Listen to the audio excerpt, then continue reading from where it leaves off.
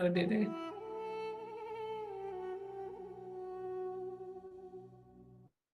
Hello, and greetings of peace and love to everyone here.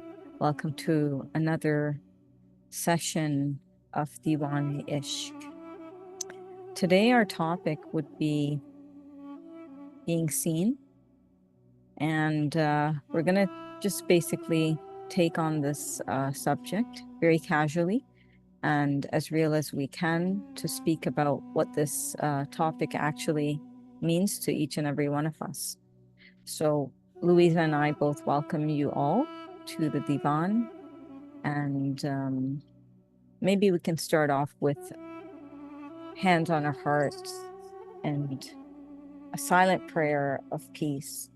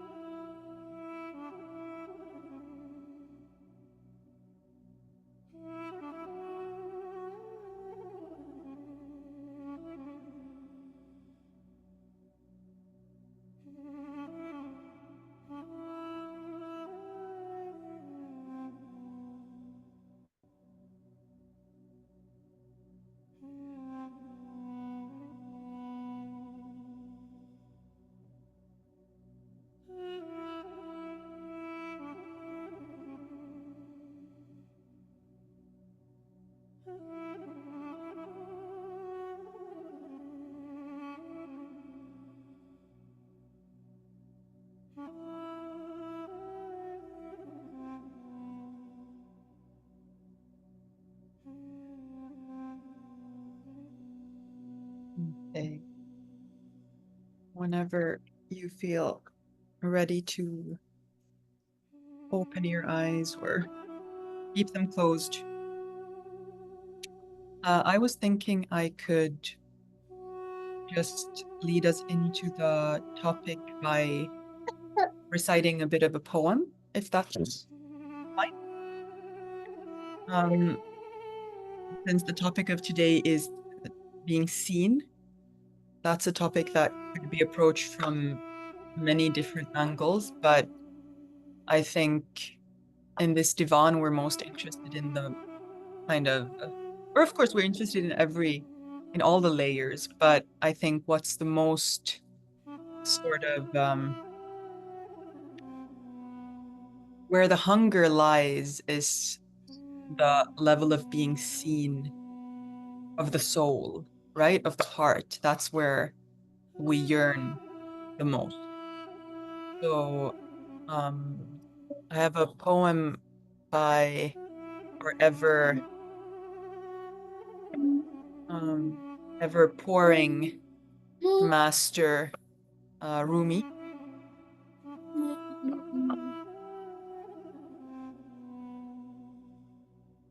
Today I have seen the charm, the beauty, the unfathomable grace of the face that I was looking for. Today I have found you, and those who laughed and scorned me yesterday are sorry that they were not looking as I did. I am bewildered by the magnificence of your beauty and wish to see you with 100 eyes. My heart has burned with passion and has searched ever for this wondrous beauty that I now behold. I am ashamed to call this love human and afraid of God to call it divine. Your fragrant breath, like the morning breeze, has come to the stillness of the garden. You've breathed new life into me. I've become your sunshine and also your shadow. My soul is screaming in ecstasy. Every fiber of my being is in love with you. Your effulgence has lit a fire in my heart, and you've made radiant for me the earth and sky. My arrow of love has arrived at the target. I'm in the house of mercy, and my heart is a place of prayer.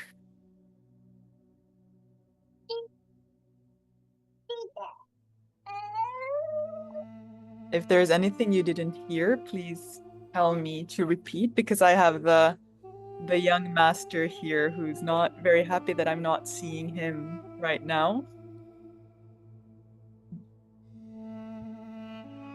Was the last sentence "My heart is a prayer"? Or was that the last or the last two verses? Your effulgence has lit a fire in my heart, and you have made radiant for me the earth and sky. My arrow of love has arrived at the target. I am in the house of mercy, and my heart is a place of prayer.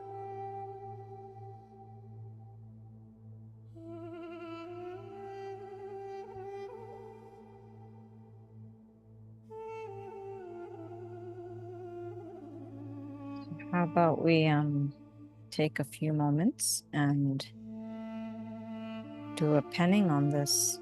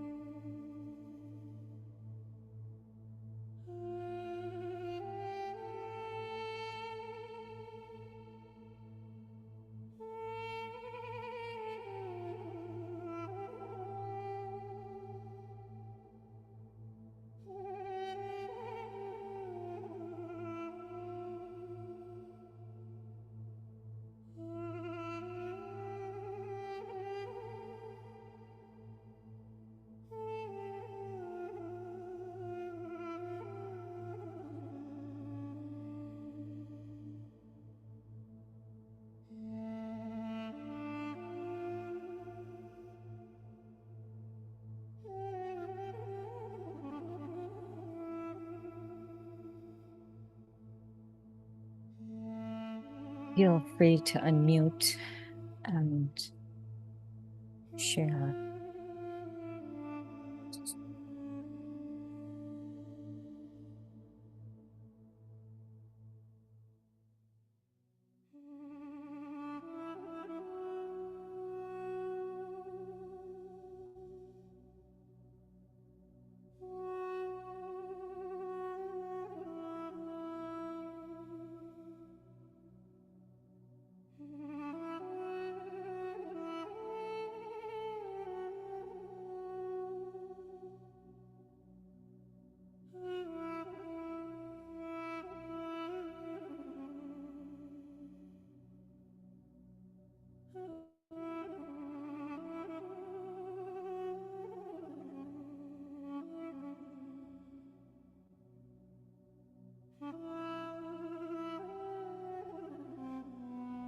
Being seen.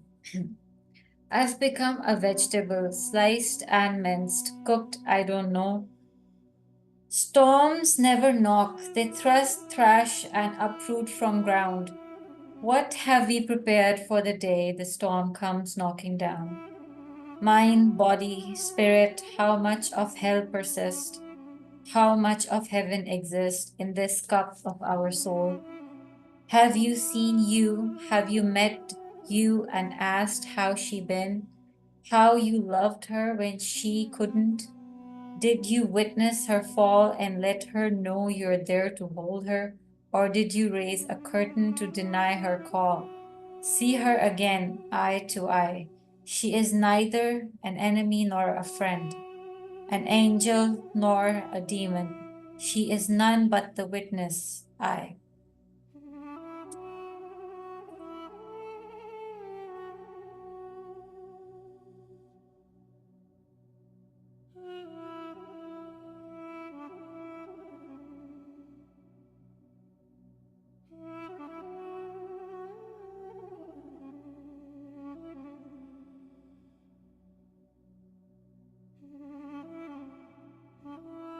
Would you mind reading the last few lines? Did you witness her fall and let her know you're there to hold her? Or did you raise a curtain to deny her call? See her again eye to eye. She is neither an enemy nor a friend, or an angel or a demon. She's none but the witness, I.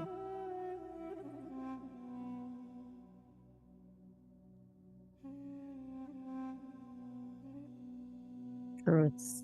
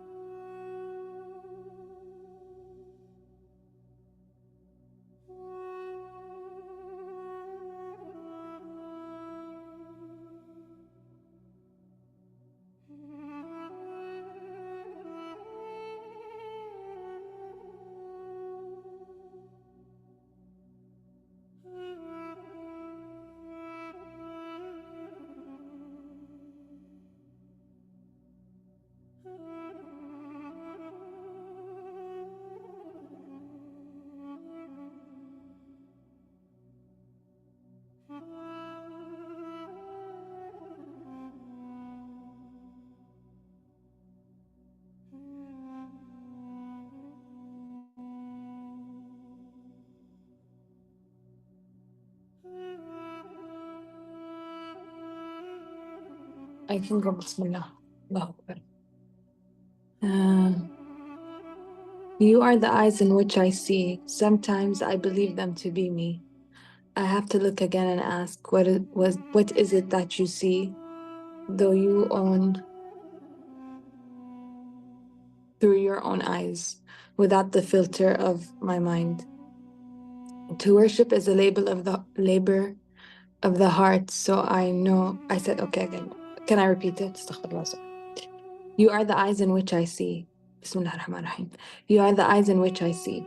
Sometimes I believe them to be me. I have to look again and ask, what is it that you see? Through your own eyes, without the filter of the mind. To worship is a labor of the heart, so I lay down praying, bow down, I bow down, praying that where your eyes gaze awakens, al-ghashiyah, al-ghashiyah veiling. You are the laser beam, Muhammad. There is no God without you, nor you without God. My question is, what do I have to do anything with this? I yelled, I want to kill myself, unable to find these keys. I lay my hand out to you, please bewilder me with the dazzling image that you hold clear.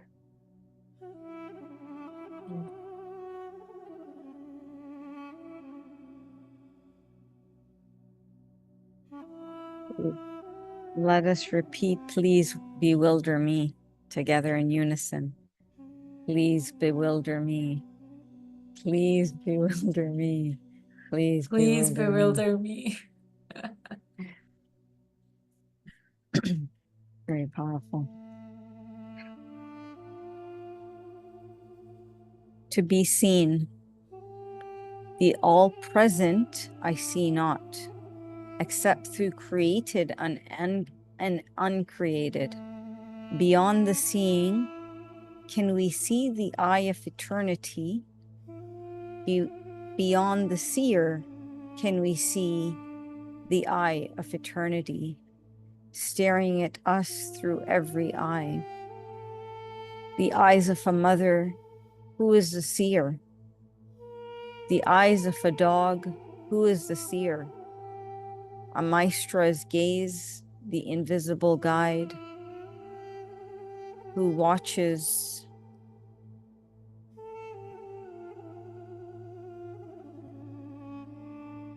carefully. Al-Shahid, Al-Mashhud, the one whose gaze pierces my heart, who is the seer. I know nothing more enchanting than to be seen, and the one who sees me, I know God has arrived. I am safe when I am seen in my wholeness, not partially, seen unmasked, loved as is. The rare occasion to be loved in totality. When this is so, I am aware of who is who, me with me. That is when I have arrived at a station called me. Accept nothing but you. Expect nothing but you to meet yourself on this journey, witnessing all hues of you until you meet yourself completely. Surrender it is to you, to who?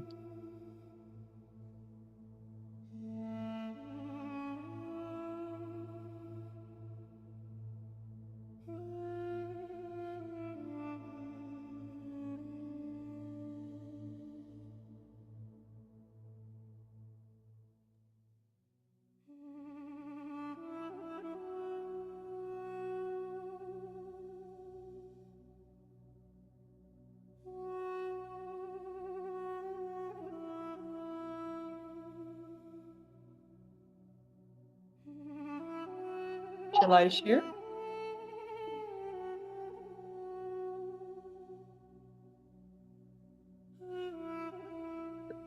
To truly be seen is to be loved.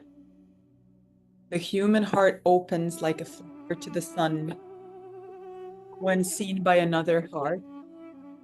Just a second, I have to give some water.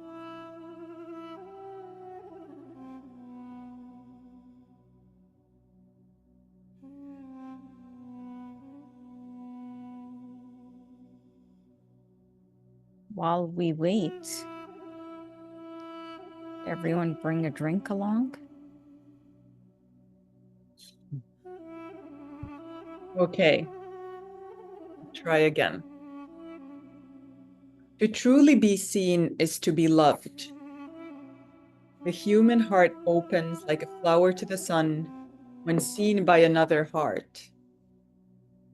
To truly see is to recognize divinity to uplift someone from the two-dimensional illusion of a flat and predictable character of flesh, lift them up into a full-rounded being, rich in mystery, in gifts and awe-striking beauty.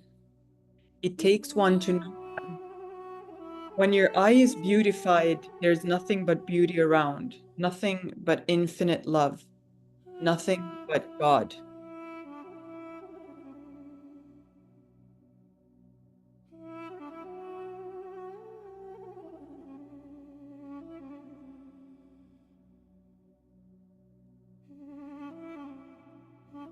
La ilaha illahu. La ilaha illa you, basically. Yeah. We're going to transition into, thank you. You are seen and not heard. Kidding. Why don't we brainstorm some of the subtopics we could discuss today, and and one of them is, as we begin just in our discussion, is what does it mean to you personally to be seen? What does that mean to you?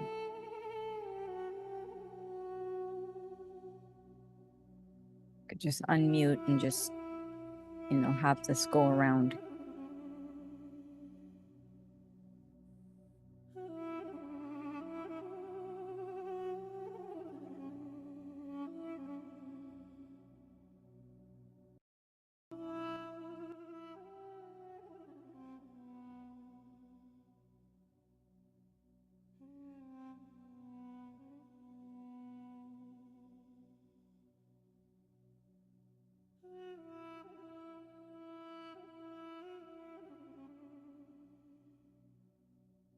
Like, to be seen is being seen without compromise.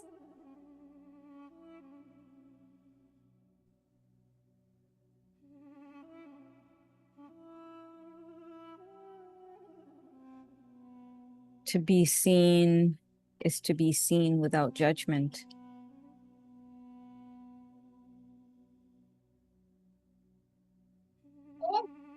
To be seen is to be seen through the eyes of love.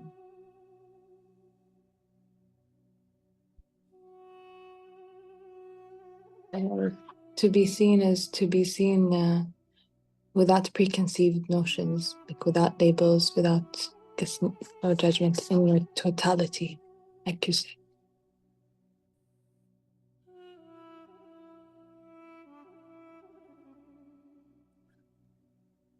Also, I'm thinking, can I say more? Like, sometimes you yourself are not seeing yourself, and then somebody holds space for you. And then what does it mean to hold space? I feel holding space is also giving your emotions a play in what you're saying and you're thinking. Like, like somebody here feeling you. Like, I feel being seen is being felt.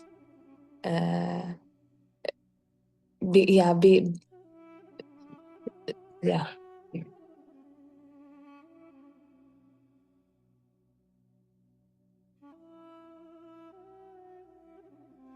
Isn't seeing on a deeper level somehow like witnessing in a more broad sense? It's not the physical eyes, it's a seeing that goes through all the senses and beyond.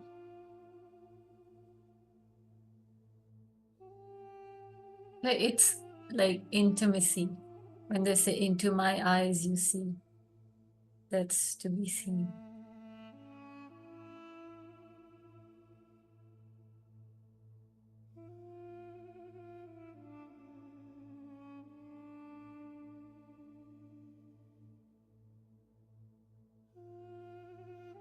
There's a mystery in the expansiveness of that individual, or the individual or the space that is holding us, that allows us to feel that we're being seen.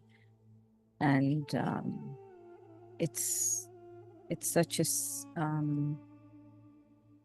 it's a very intriguing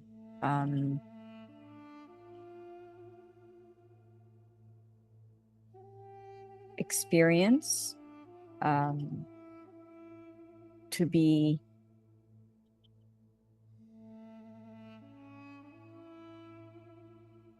to actually feel that you're being, it's a feeling of acceptance. It's a feeling of safety as well.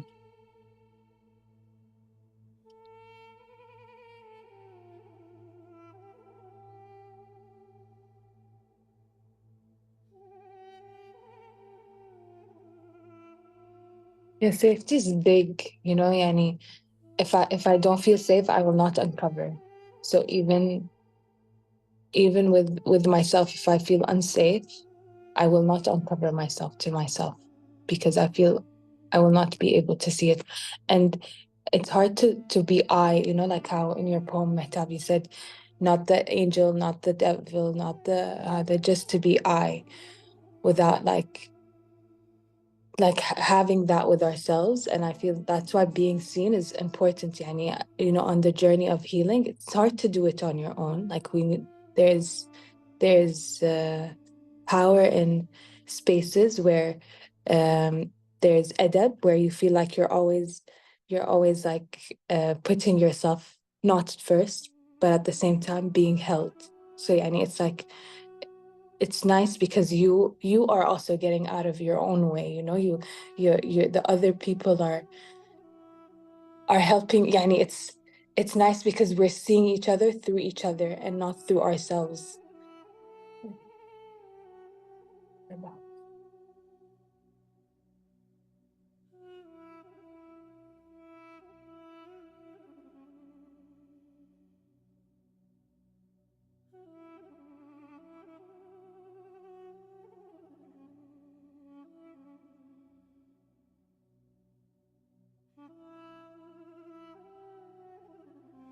I think also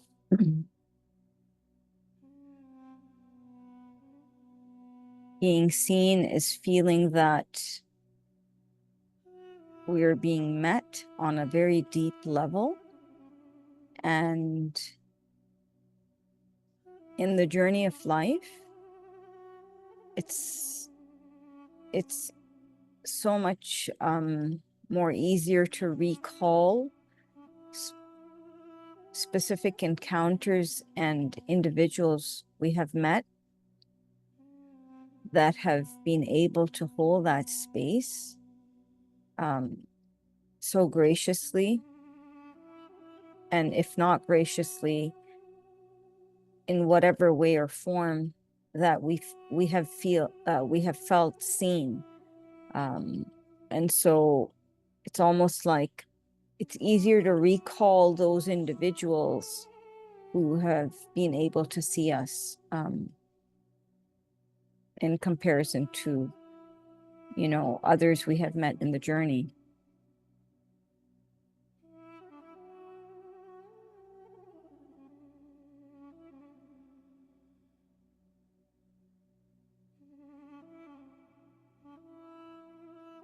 I think there's something that relates to what you said about being seen without like having an agenda. Like people can see you for what they kind of want to use you for, whether it's, in relationships, or someone has some, I don't know, project, or, in work or whatever. You're being seen like for your assets, or, you're being criticized for something. So you're kind of being made to fit in a mold. And that's like a very one-sided witnessing. And inherently, I think just like May, you were mentioning about being seen through other people's eyes, the soul rejects that kind of seeing, and you do feel like you shrink around that kind of seeing. And yeah, why you remember those people who see you and are able to have that space. I mean, it's just, I guess it's so rare to be met like unconditionally and without someone trying to like squeeze you into something and without desiring some particular part of you or desiring you to behave in their plan or how they're planning.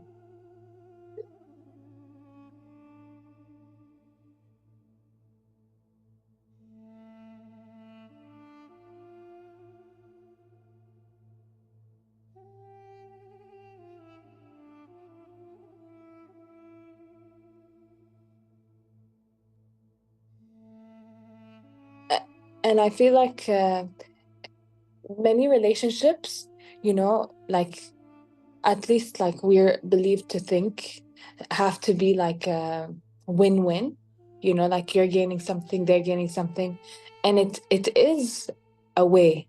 Like that's why it's very rare. Like even in relationships, like I don't know, is it the right way or the wrong way? Because it's just something we're just used to, like, yani, you don't we don't do that. We don't do it with the intention of using the other person, but then there are many relationships where you try to both, like give and take from each other, but try to make it a reciprocal relationship. Like you expect something and then the other person gives you. So where's the line between that and having a relationship where you're just seeing the other person? Because you'd be a saint, yani, to just be like, I'm just loving you and holding you, and all I want is God's love. And life, unfortunately, like we have to hustle sometimes, like it's not a easy ride. So but we need so much more of that gaze and that we don't have enough of that, but at the same time, I don't know, like it's so easy for a relationship to fall into the second, and how can you still be able to maintain that holding space and giving that when you feel that from the other, or maybe you're doing something like that and then you have to accept that you have to, I don't know, like stop doing that. Like how, I don't know, I think I'm asking a question because I'm confused. If you have any thoughts, please do reflect. I just heard something so beautiful about relationships, that she said, why do we need to uh, come into a relationship with someone? Or let's just take in a marriage or between like friends. It's like we need someone to witness our lives, to witness our struggle. So I was then reflecting on how Sayyidah Khadija was the witness on Prophet Muhammad Sallallahu, and how Prophet Sallallahu was the witness of Sayyidah Khadija Raziyallahu Ta'ala anha. So that I was just reflecting on this right before the call. We are there to be witness to each other, and in that witnessing, we become seen. And that in itself is a giving and taking at the same time, simultaneously. So,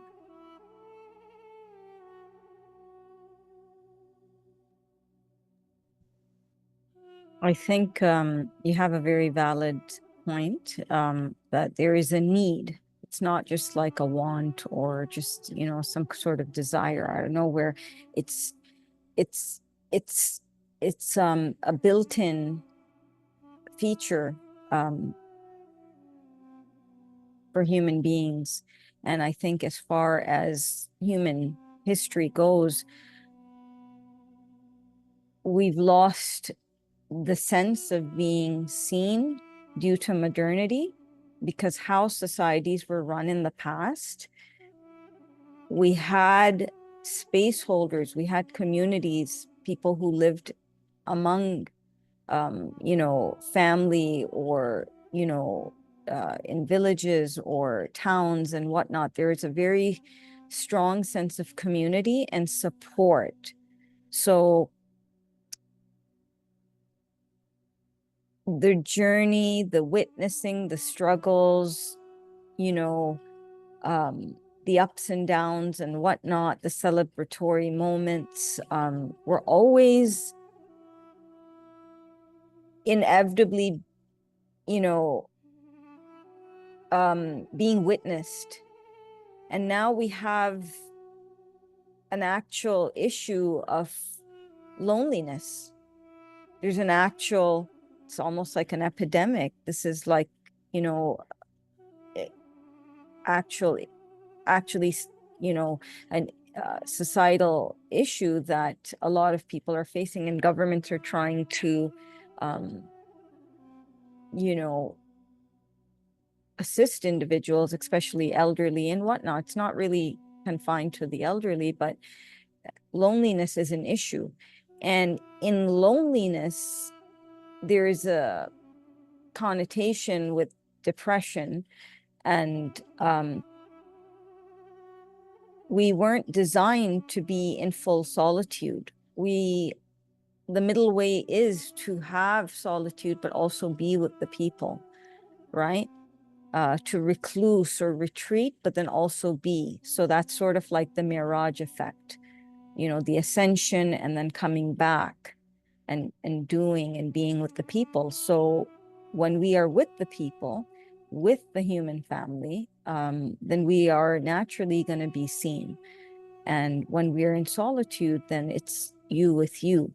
And that is essentially also among the practices of the spiritual practices, to go away from the people and to have that time alone, so that you can also witness yourself.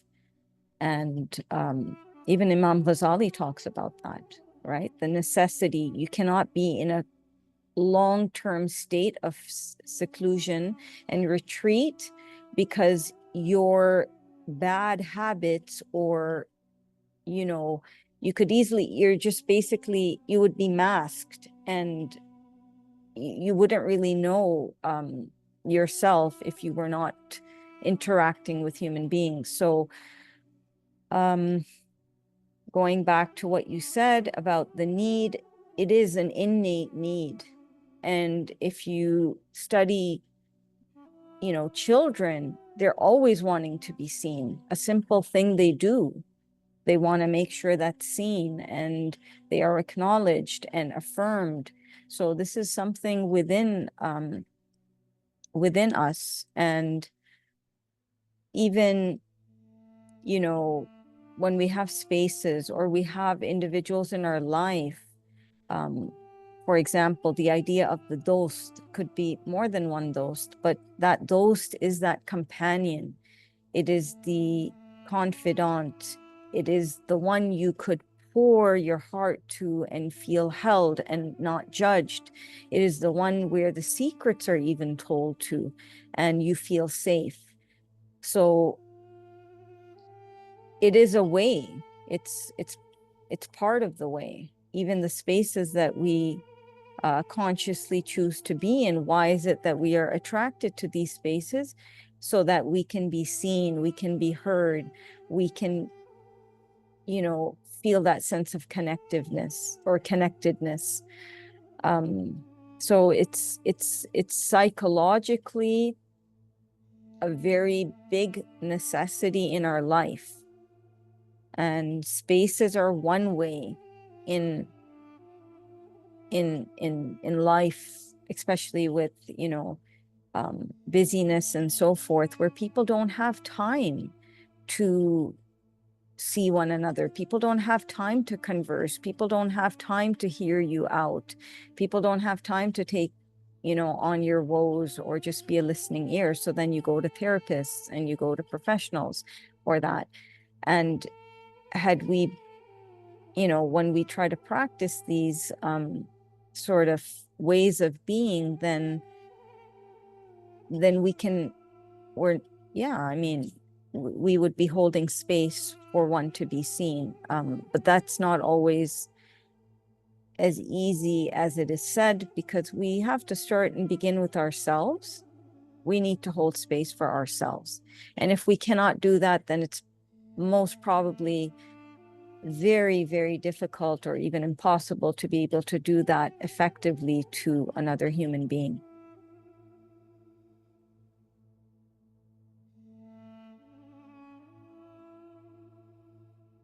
I always give my students this activity of, write down 5 strengths and 5 weaknesses of yours.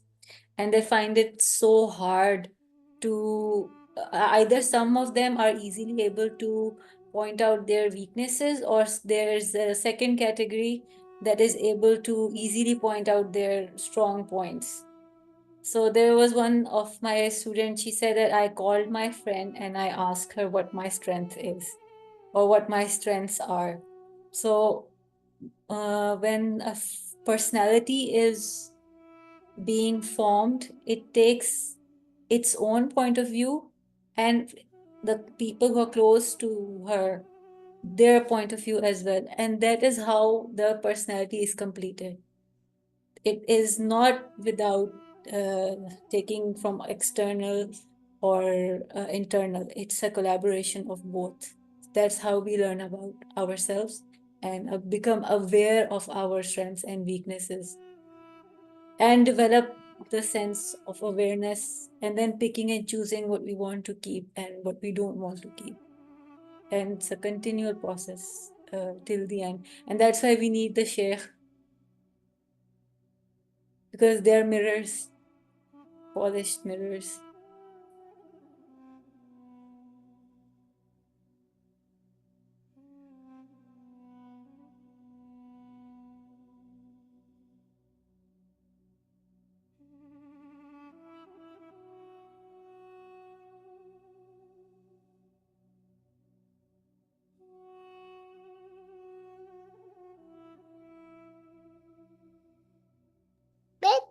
I think in relation to what you said, Mehtab, I think that's where also like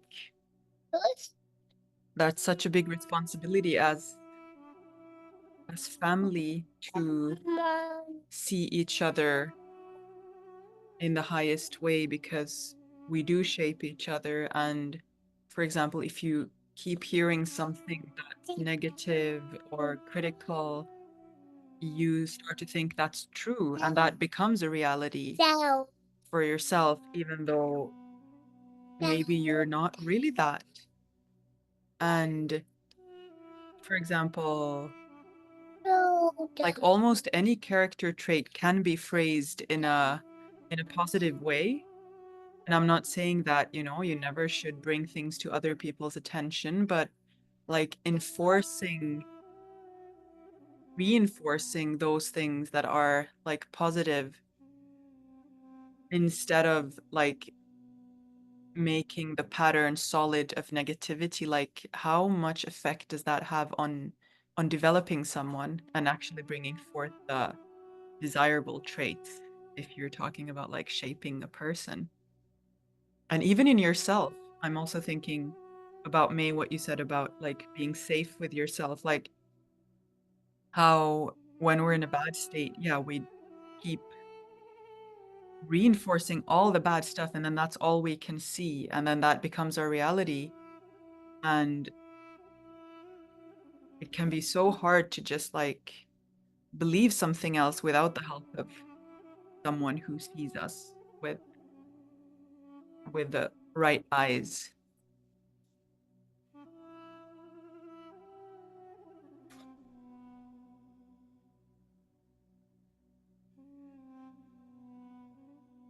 Sees us with the right eyes and hears us with the right ears.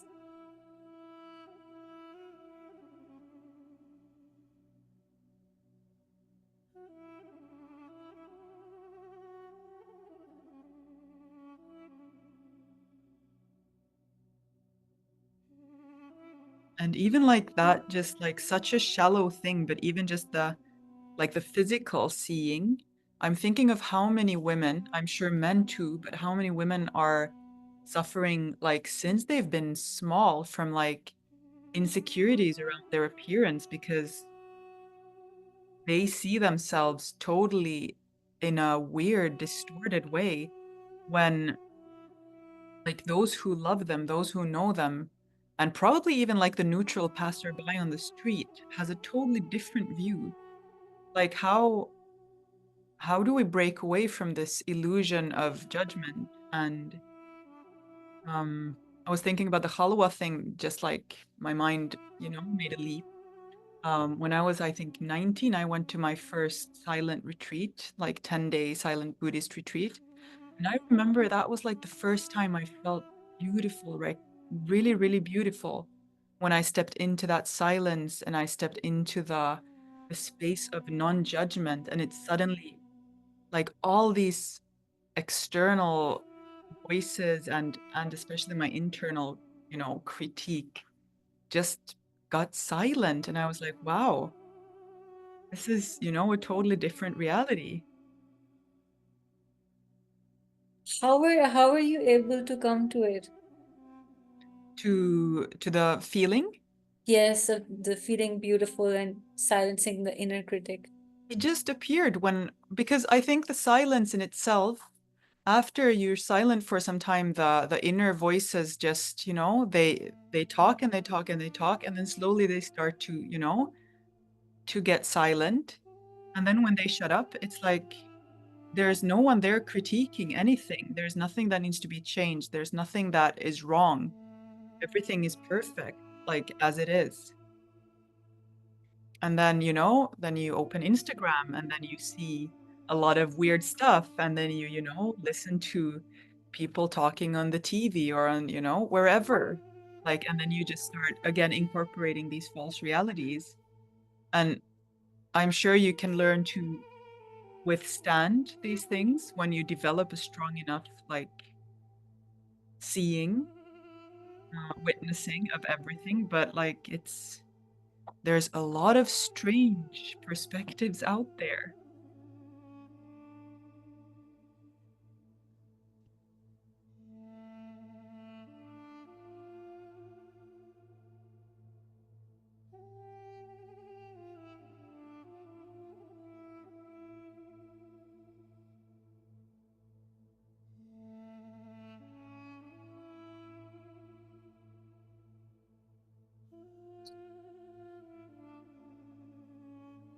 That's really something to reflect on.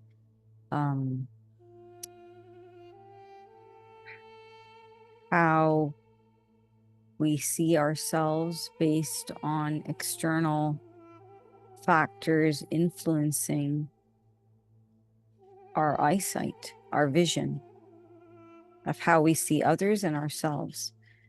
And it's a huge battle, especially for youth, even who are bombarded by so much more.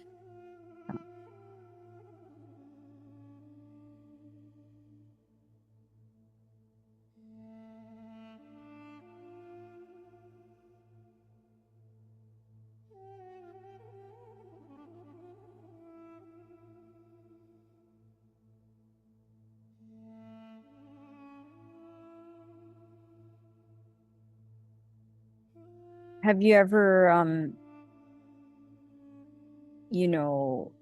through social interactions, felt that perhaps, your particular community or your ethnicity, how it chooses to practice, um, seeing others and holding others and even yourself in comparison to perhaps others who are less maybe judgmental and harsh and whatnot. Do you have any experience on that aspect influencing how we see and are seen?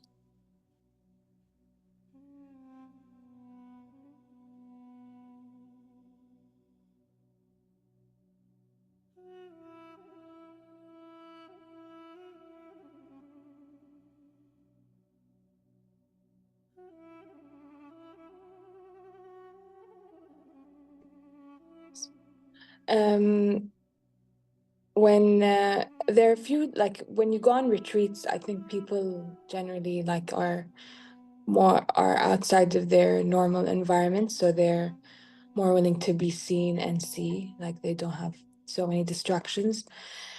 I really liked being with Sheikh Ihab and Ora in Turkey. They're mixed. It's a zawiya, like usually it's segregated, but theirs is mixed, and I felt like they kept highlighting that when you see something beautiful, say it right away.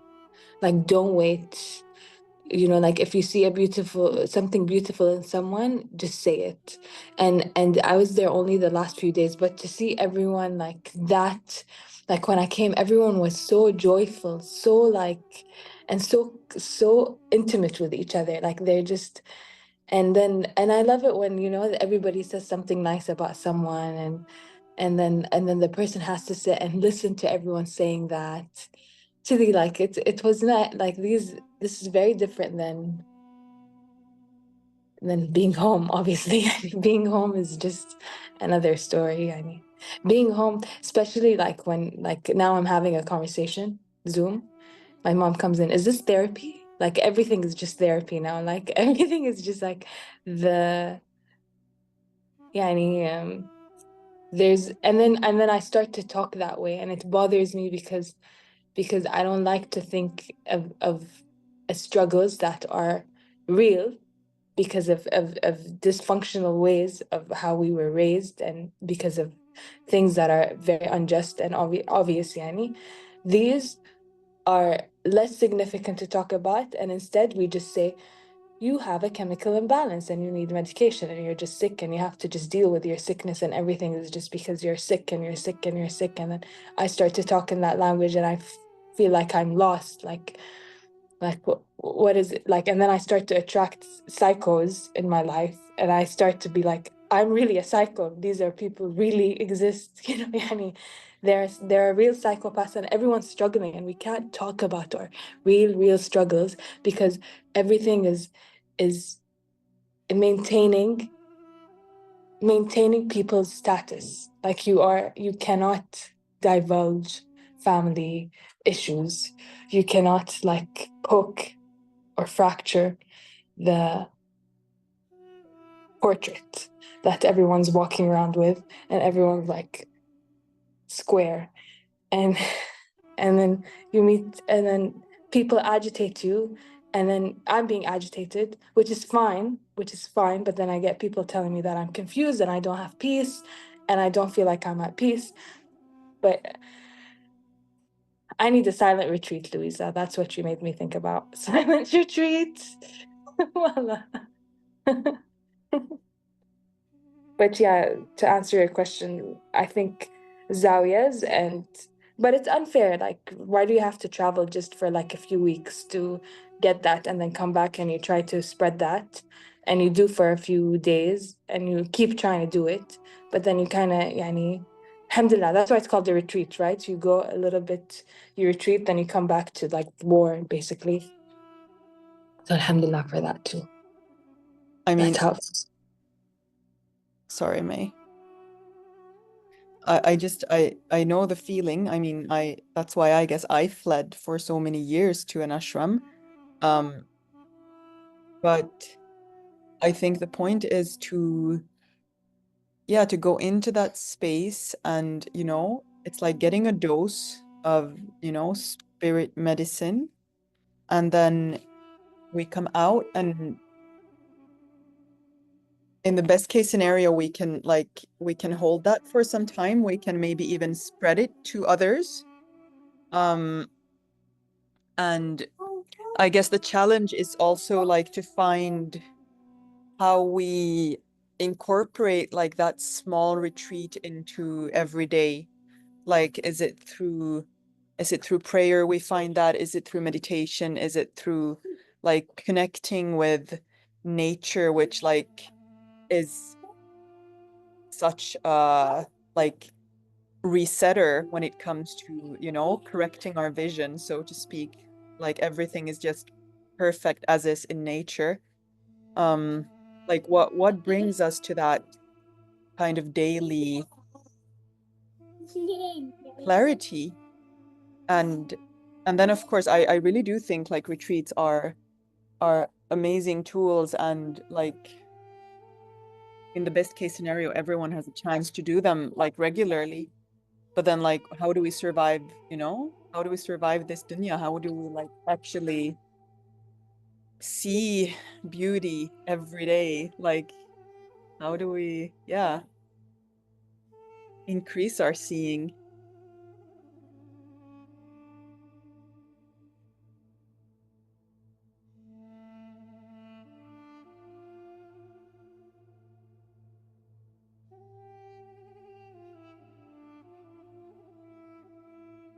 I don't know if there's something we can share on that topic. Like, I'm sure, everyone knows in their heart what are those, like what those things are for themselves, but sometimes it feels like I also forget, although I know what's like actually nourishing.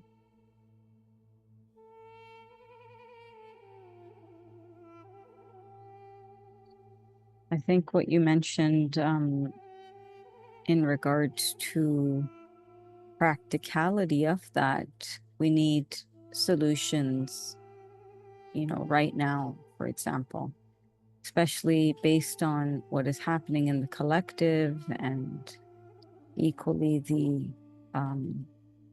within the individuals. There's a lot of chaos, there's a lot of confusion, there's a lot of emotional, mental disturbances. So perhaps to close up the space today, we can,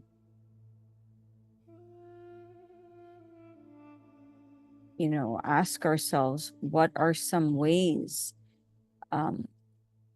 where we can support the right vision, in our own journey,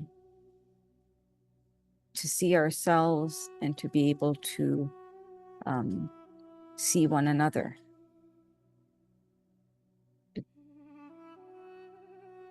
This is more of an embodiment question. Because theoretically, we may be aware, but in practicality, it's a different game altogether.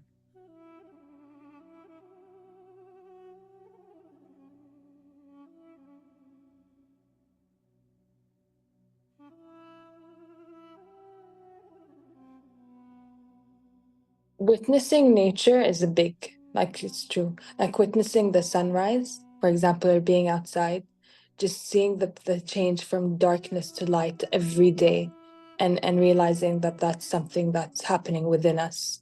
Like trying to see how everything in nature is actually a sign of what's within us. Allah says, I have, astaghfirullah, I'm gonna butcher it well, but saying my signs are even in the horizons.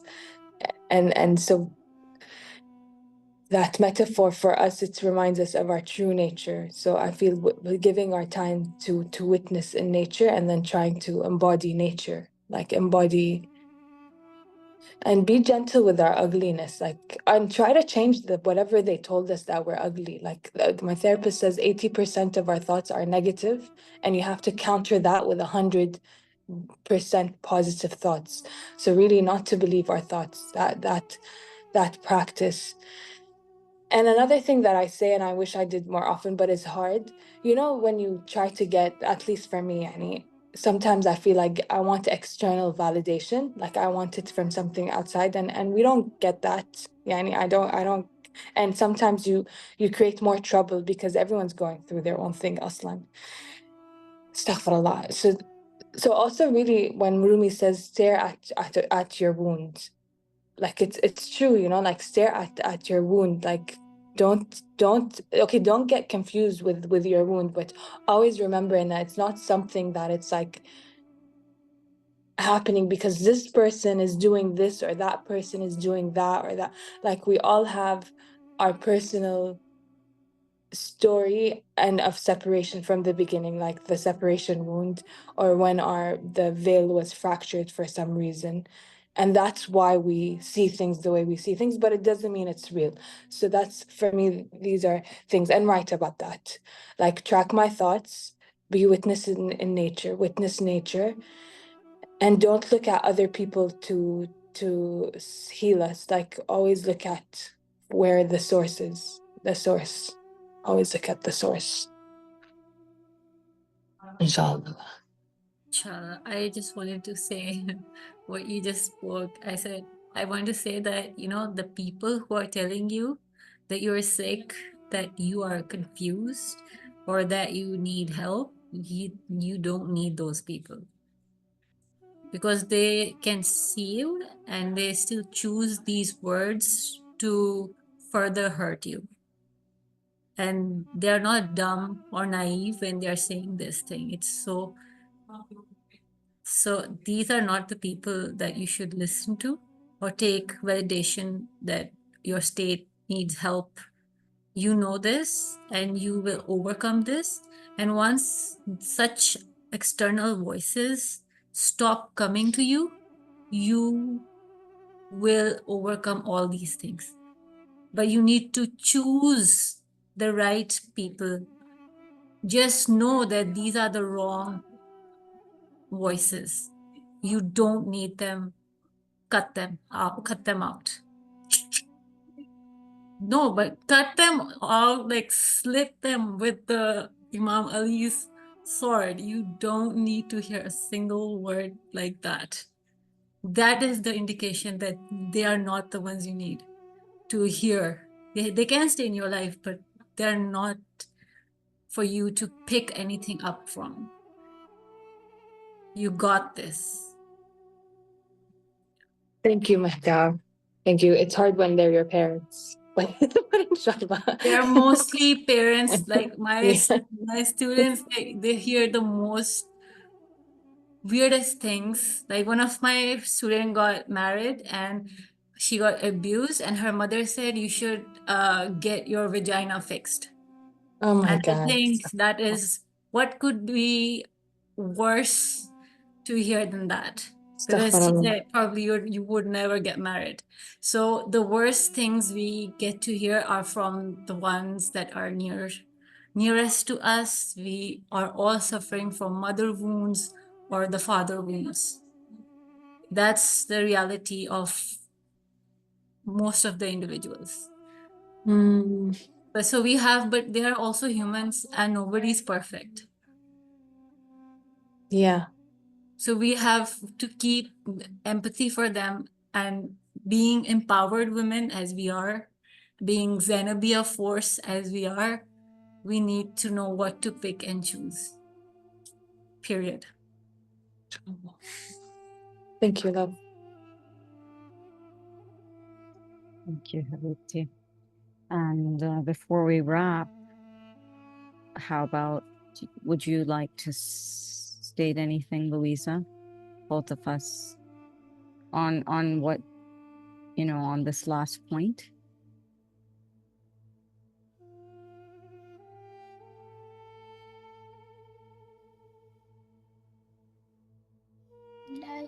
I mean, there's so many beautiful things that have been said. I think the thing I just kind of that came to my mind that, like, I should also remember to do more is just like to promote that seeing. I should put my body into a like harmonious state, like, either through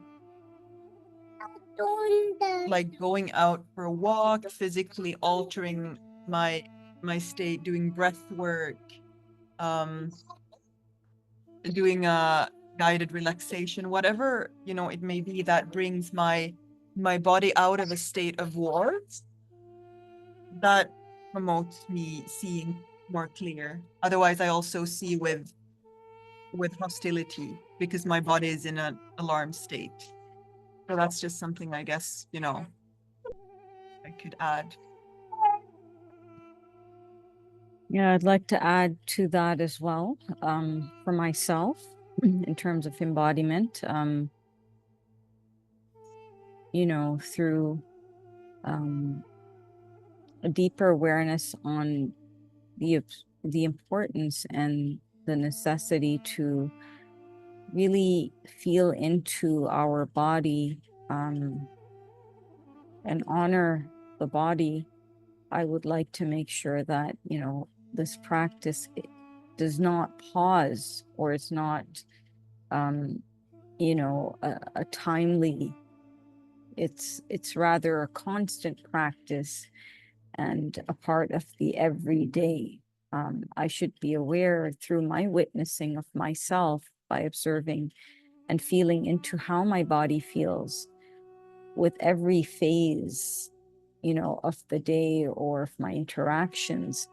And with that sort of practice of really, really being able to connect with my body, then only I will be able to truly embody how one feels. Because if I can't feel my own body, how will I feel the pain of another one and be able to be an active listener or a space holder, or just, you know, a true friend.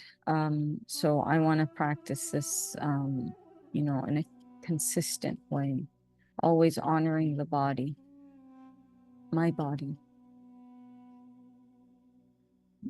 So that brings us to a close, because I mean, this is a huge topic and we can all go on and on. But you know, we all have to close off and maybe do other things at the moment, or see to other commitments. So yeah, we can close off with a moment of gratitude for this space, for what has come to our attention, for what was shared, what was exchanged, and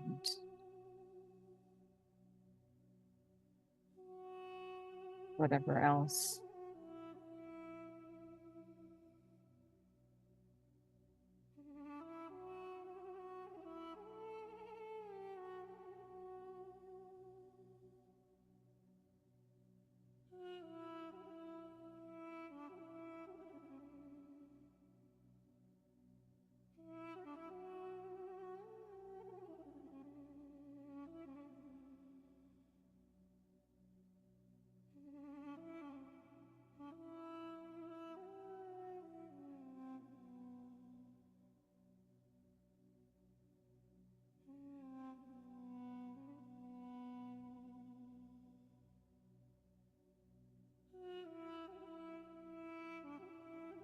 Closing note during this silent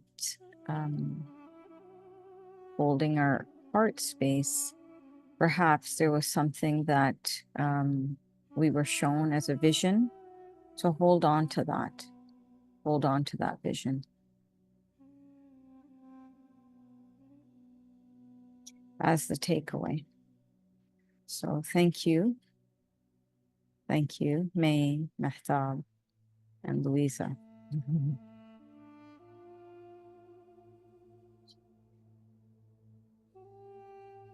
Thank you, boss. Thank you. Assalamu alaikum wa rahmatullah. Salam. Um,